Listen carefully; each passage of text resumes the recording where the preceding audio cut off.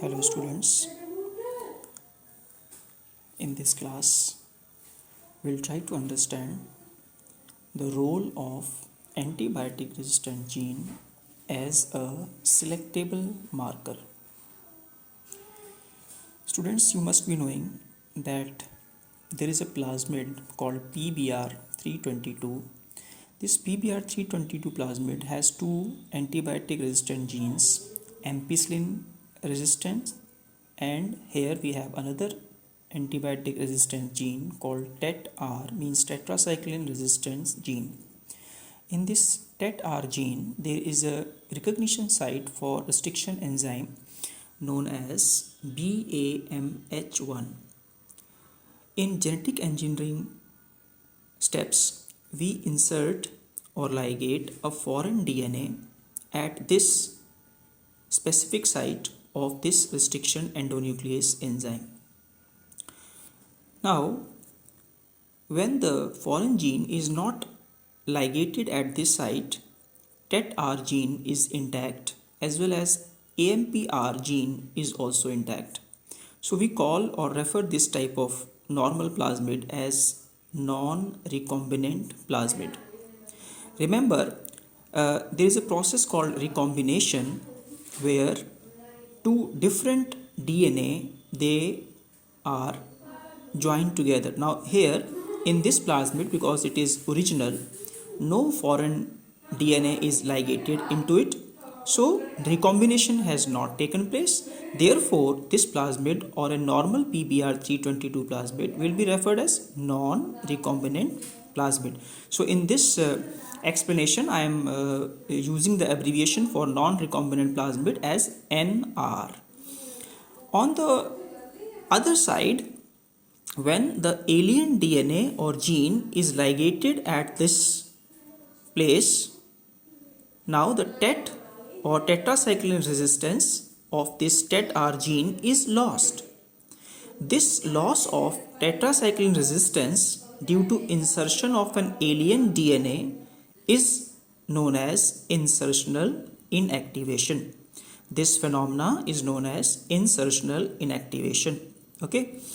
Now, when the alien DNA is ligated here, we call this plasmid as recombinant plasmid, or it is denoted as R.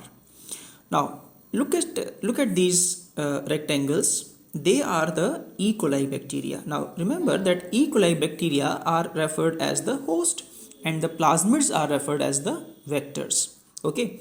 Now, this is a normal E. coli bacteria. Now, normal E. coli bacteria, they do not have any resistance for any antibiotics. Now, such type of E. coli bacteria is referred as in abbreviated form as NT. NT means non-transformant. Now, why transformant? Because there is a phenomena known as transformation. So, when a bacterial cell gains a molecule of DNA from the medium, that process is known as transformation. Now here in this E. coli normal bacteria, there is no foreign DNA or plasmid entered into this E. coli cell. Hence this is referred as non-transformant bacteria. Now on the other hand, if the E. coli cell has gained a plasmid from outside, in that case we have two options possible. If this E. coli bacteria which is transformed has gained a recombinant plasmid, then we call it as the transformant, and inside it we have a plasmid which is recombinant plasmid. On the other hand, the E. coli bacteria is transformant as it has gained a non-recombinant plasmid into it. So we have E. coli bacteria of three types represented here and plasmids of two types represented here as NR and R. Now let us come to the main aim of our class. Here we are using two culture plates, one culture plate here and other culture plate here. In this culture plate we are adding a antibiotic called ampicillin. So let us see, when the colonies are growing in this culture plate, what will happen to different types of colonies. So we have here on the top NT means non-transformants. This is a normal E. coli bacteria, and these two are the transformants. Okay, what will happen? See, Because of the ampicillin medium, these type of normal E. coli bacteria which are non-transformants, they will not be able to grow because they don't have, as I have written here, they don't have any resistance for any type of antibiotics. Therefore, in ampicillin medium, this such type of anti or non-transformants will die. Hence, we can say that one antibiotic resistant gene, which is the ampicillin resistance gene, it helped us to select the transformants. As you can see that in this culture plate, we have selected the colonies which are of which type? Transformants type T. Okay. Against which type of colonies? NT, non-transformants. Alright.